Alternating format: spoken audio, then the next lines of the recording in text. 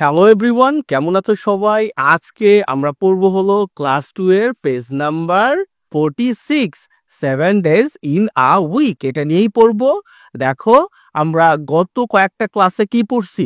আমরা তোমার সপ্তাহের যে 7 দিন হয় সেটা বানান করে পড়ছি, এটা আমরা মুখস্থ করছি, এরপরে তোমার ক্যালেন্ডার দেখা শিখছি। আজকে আমরা কি করব?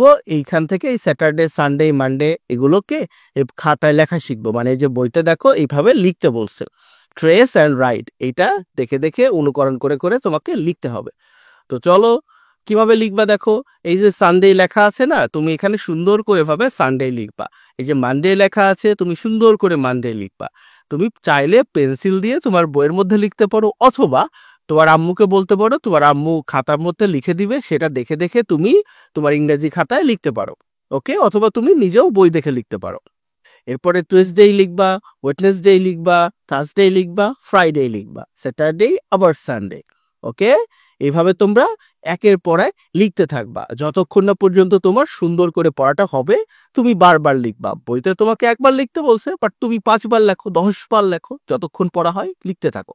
তো চলো এবার কি বলছে, now copy the names of the days.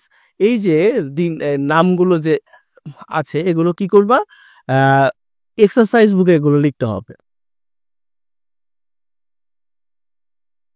নামগুলো তুমি তখন যা পড়ছো সেটা খাতায় লিখে ফাইনালি তোমার আম্মুকে দেখাবা যে দেখেন আমার হয়েছে কিনা। ওকে, ঠিক আছে।